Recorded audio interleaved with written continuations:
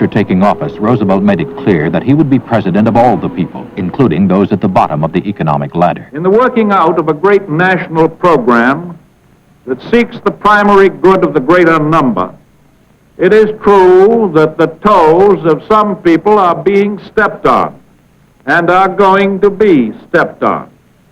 But these toes belong to the comparative few who seek to retain or to gain position or riches or both by some shortcut that is harmful to the greater good. The program of the past While FDR became a hero to the common man, he also got the support of the middle-class housewife. Now that the federal government and the whole country realizes that... Welcome to a journey back in time. Today, we're diving into some of the rarest and most shocking photos from the United States Great Depression. These images capture the raw reality of hardship, resilience, and survival during one of the darkest periods in American history. From heartbreaking scenes of poverty to moments of human strength, these photos offer a glimpse into a world that changed America forever. Stay tuned as we uncover the untold stories behind these powerful images. Our first stop is one of the most famous images from the Great Depression, Dorothea Lange's migrant mother. Taken in 1936, it captures the weary face of Florence Owens Thompson, a mother of 7 struggling to survive. Her expression reveals exhaustion, uncertainty, and quiet strength. This photo became a symbol of the struggles faced by families across the country. Imagine the weight of caring for your children while wondering where the next meal will come from.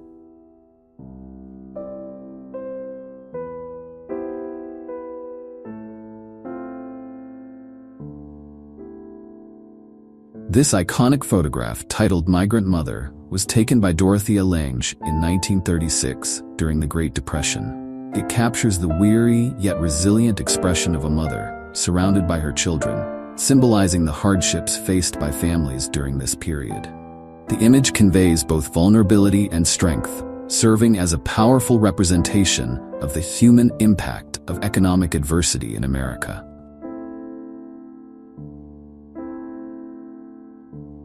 Next, we see the devastating effects of the Dust Bowl. Entire communities were swallowed by dust storms that wiped out crops and livelihoods. Families abandoned their farms, heading west in search of work. These images show the harsh reality of life during this time. The land, once fertile, reduced to a barren wasteland. But even in this adversity, families held on to hope.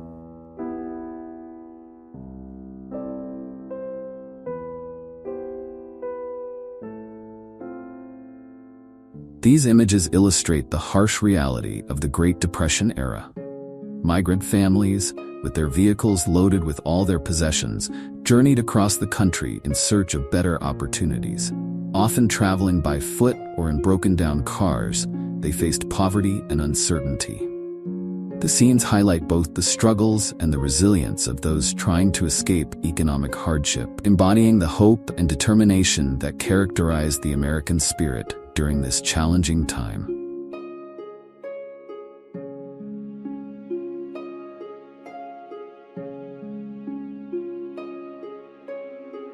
As the economy crumbled, unemployment soared, and millions were left hungry. This next set of photos reveals the long bread lines in crowded soup kitchens. People stood for hours, often in freezing weather, just for a loaf of bread or a warm meal. These lines stretched around city blocks, a stark reminder of how widespread poverty had become. But in these lines, you can also see the sense of community, people standing together, waiting for a small bit of relief.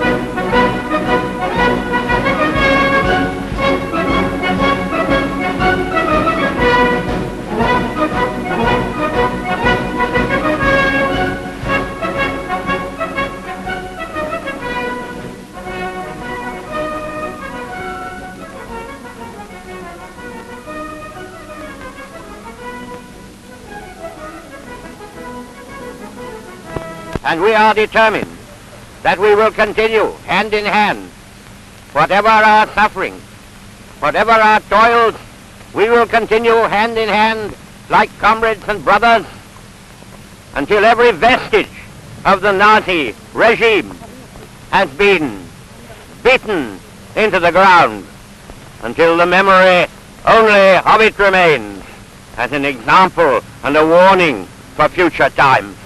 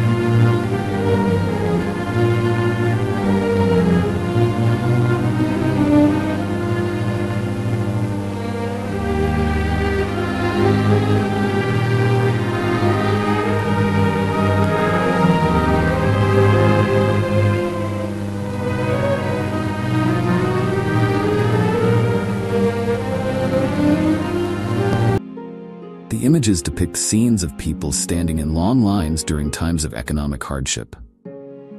Whether waiting for food, coffee, or other essential aid, these photographs capture the resilience of those struggling through the Great Depression and similar crises.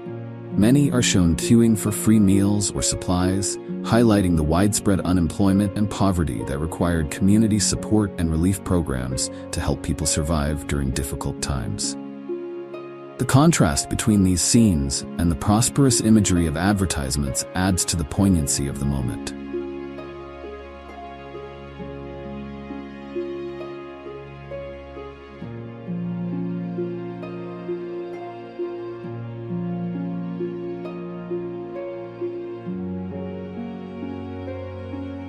With no jobs and no homes, thousands of families were forced to live in makeshift shanty towns known as Hoovervilles, named bitterly after President Herbert Hoover. These communities sprang up in cities across the country, built from scrap materials like wood, metal, and cardboard. The photos show families trying to create a sense of normalcy in these tough conditions, their spirit unbroken by the crushing reality around them.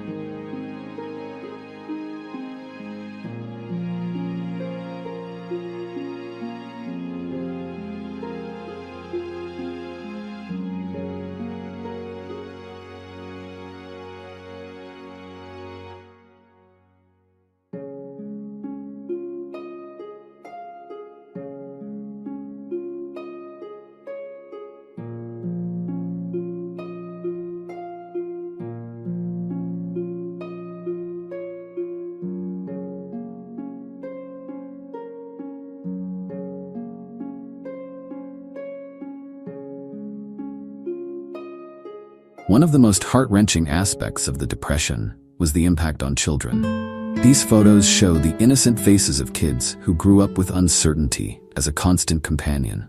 Many children were malnourished, forced to leave school to work, or simply too poor to afford basic clothing.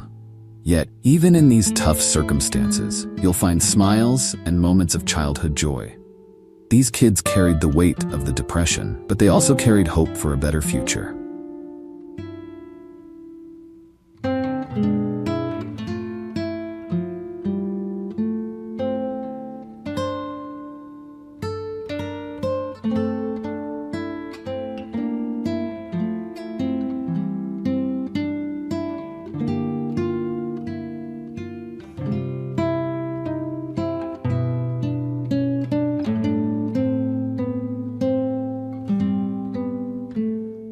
In the midst of all this darkness, there was a spark of hope: Franklin D. Roosevelt's New Deal.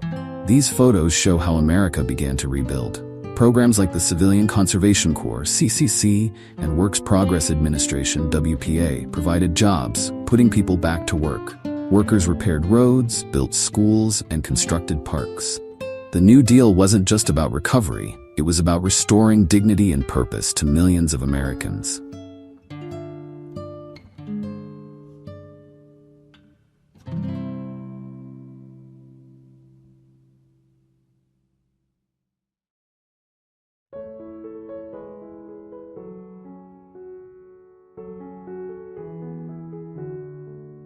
These photos remind us of a time when America was tested like never before.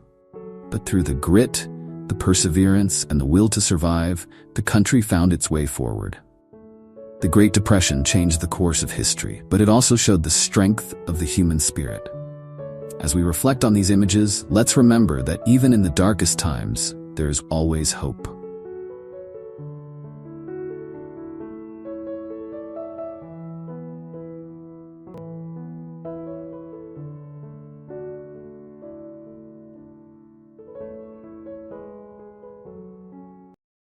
Well, it is about time to take a look at Western economic aid, usually called Lend-Lease, to the Soviet Union during the Second World War. And in case you didn't know, this is a rather controversial topic for a lot of reasons, not just the Cold War. As such, I covered the main reasons why Lend-Lease is so complicated in an extra video, so be sure to check it out if you haven't already. Nevertheless, we need to determine the key issue in which Lend-Lease impacted the Soviet war effort. Let's start with the division of labor, which allowed for specialization. This had a significant advantage. The Soviets had a wide range of weapon systems that were perfectly suited for the Eastern Front, like the T-34, submachine guns, the KV-1 and various others. Yet Soviet industry was seriously lacking in terms of radio, radar and trucks, whereas the United States had an excellent electronics and automobile industry. There was no immediately available domestic capacity for serial production of reliable motor vehicles, communications equipment and so on. The replacement of high-grade imports would have required large quantities of domestically produced low-grade horsepower and equipment. This would always represent an inferior option. For example, railway transport could not solve the problem of dispersal of supplies across a front line of combat from the railhead. To give a specific example for radios, Alexander Hill notes the following. For example, the 71 Teki-3 radio set used for two-way communication from tanks was, according to one tanker, a complex, unreliable radio set. Very often it failed and it was very difficult to get it working again.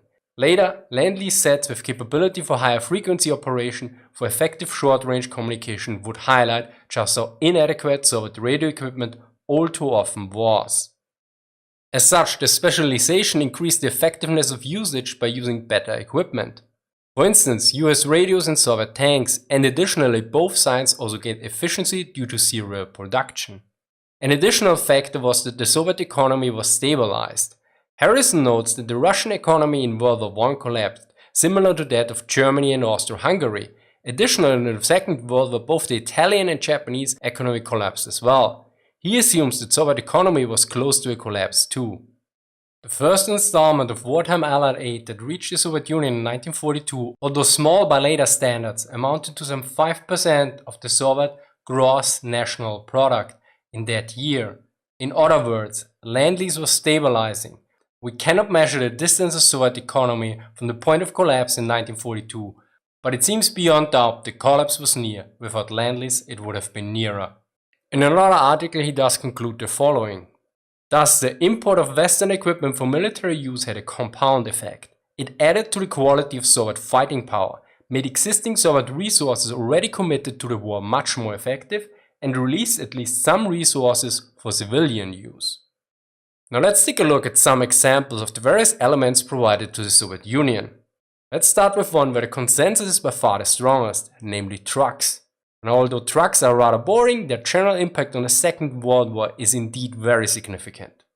The truck was the Second World War's most important tool for the exploitation of offensive actions. Unless an enemy's railway system was captured entirely intact and with great deal of rolling stock, the truck was the best and most immediate way to bring supplies to advancing troops as they moved forward into enemy territory. Many historians point out the importance of US trucks for the Soviets. This was due to their quality, absolute and relative quantity, and also that they allowed the Red Army to substantially increase their offensive power and stamina due to improved logistics and mobility. So let's hear what different authors have to say on the various aspects. Now in terms of quality, O'Brien notes, the Studebakers not only carried 50% more tonnage on average than similar Soviet trucks, they were considerably more robust and could stay in operation much longer. For absolute numbers, Glantz notes the following. Lend-Lease trucks were particularly important to the Red Army, which was notoriously deficient in such equipment. By the end of the war, 2 out of every 3 Red Army trucks were foreign built, including 409,000 cargo trucks and 74,000 Willys Jeeps. Whereas for relative numbers it should be added, in the end, the Russians received many more trucks under Lend-Lease than the Germans were able to build for themselves. The impact of trucks in military operations is probably best summed up by the following lines. Without the trucks, each Soviet offensive from 1943 to 1945 would have come to a halt after Scholler penetration, allowing the German time to reconstruct the defense, and forcing the Red Army to mount yet another deliberate breakthrough attack. Many other authors like Alexander Hill and Mark Harrison noted similar aspects. Now about aircraft, I don't cover them here in this video, but military aviation history goes into detail on them in his video, so be sure to check it out. Let's look at tanks. Although for the whole duration of the war the numbers of tanks delivered was rather limited. Yet there's an important aspect here, namely timing, and as such the devil is in the details. Now early on the British provided some tanks, although the Matilda and Valentine are hardly comparable to the T-34 and KV-1s.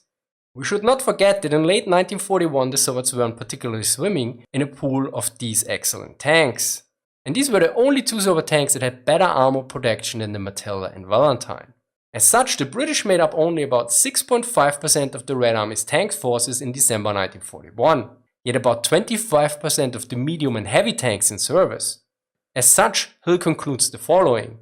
In the light of these statistics, it is reasonable to suggest British supplied tanks made up in the region of 30 to 40% of the heavy and medium tank strength of Soviet forces before Moscow at the beginning of December 1941. And that they made up a significant proportion of such vehicles available as reinforcement at this critical juncture. Now before we come to overly decisive conclusions or start writing angry comments, he also notes, it would be difficult and unconvincing to argue that Lend-Lease saved the Soviet Union from defeat in 1941. Axis forces were for instance halted before Moscow with Soviet blood and to a large extent with Soviet manufactured arms and equipment. So let's turn to the next good, namely explosives. Something that is rarely mentioned.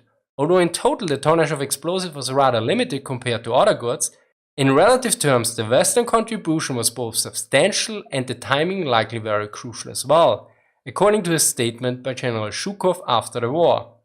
After all, during Operation Barbarossa, a large amount of ammunition factories was lost.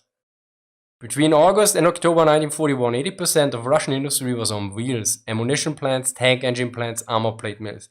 The loss of 300 sites producing ammunition was calamitous as the Red Army exhausted its pre-war stocks. The Russian historian Sokolov calculated that the Western aid made up more than 50% of the total Soviet production during the war. We assess the production of explosive materials in the USSR during the period from mid-1941 to mid-1945 as approximately 600,000 tons. No less than 325,800 short tons of explosive materials were supplied by the United States. In addition, 20,300 tons of powder were supplied by Great Britain and Canada. Thus, Western deliveries of explosive materials reached 53% of the total volume of Soviet production. To oversimplify it a bit, thus about every third shot, bomb or shell was provided by the West. Additionally, for aviation fuel he notes a similar number. This was due to the fact that the Soviet Union produced far less high-octane fuel than the United States.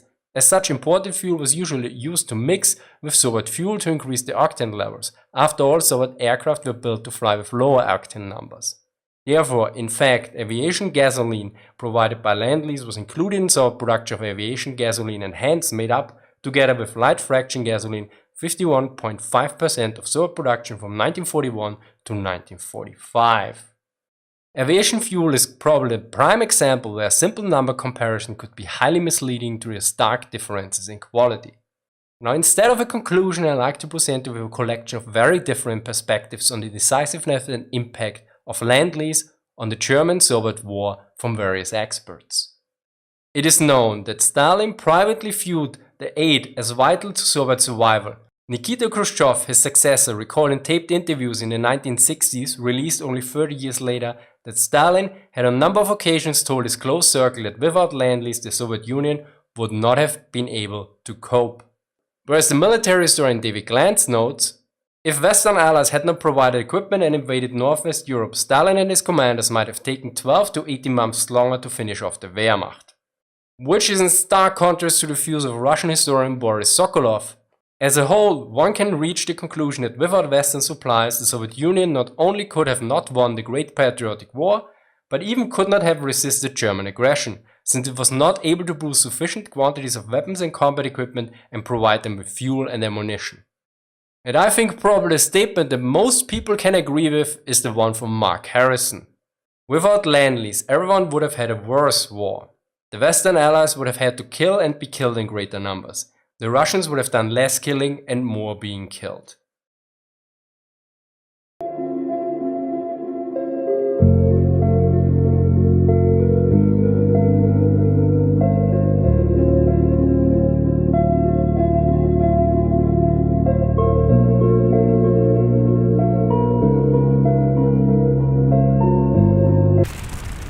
(1945). The Red Army enters Berlin.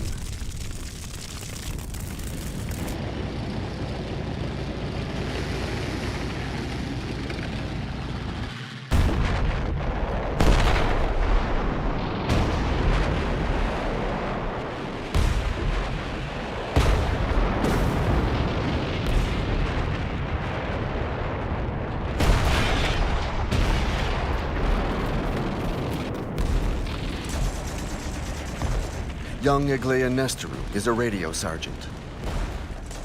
She recalls, "Our homeland had been liberated. Now we were dying for a foreign land. We were told that the enemy had to be destroyed. Even if everyone understood, it's so sad to die. We would finally understand what their land, their houses looked like. The first thing that surprised us was the quality of the roads. The size of the farms, the pretty curtains, the white tablecloths, the expensive china. Why did they need to go to war if they lived so well? Back home, too many people lived in mud huts. We could go days without hot food or drink. We slept on hay. While here in Germany, we found coffee that was still hot and white sheets.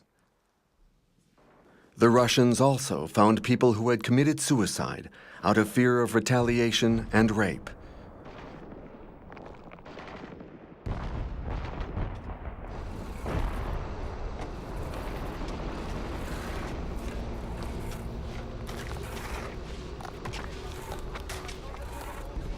Nine million Soviet soldiers are dead.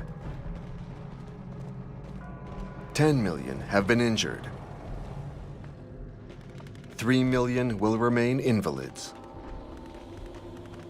Their parents and children are also gone. 20 million civilians have been killed.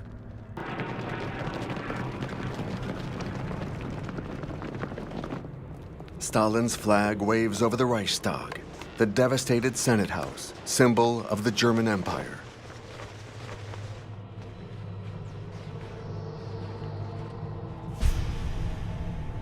On May 8, 1945, Nazi Germany surrenders. The Soviet people won the war. But in the eyes of the world, the true victor is Stalin.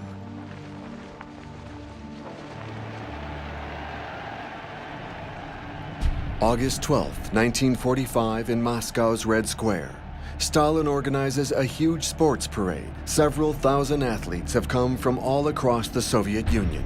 They are mostly women because the men are dead.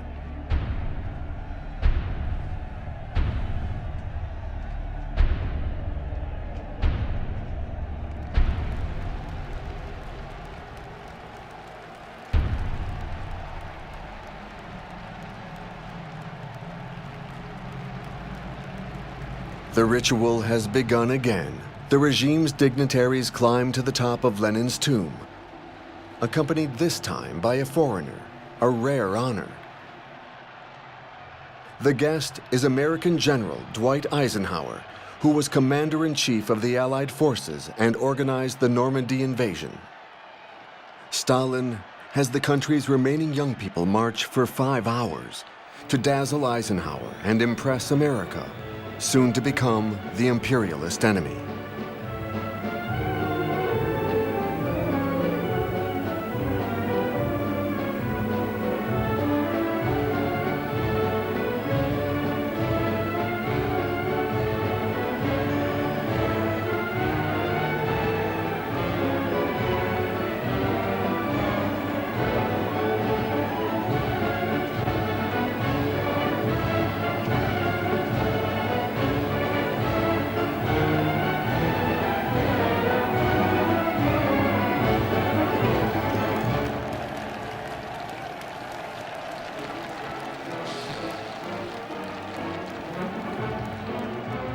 France's General de Gaulle is perhaps the person who best described Stalin, who he met in Moscow in 1944.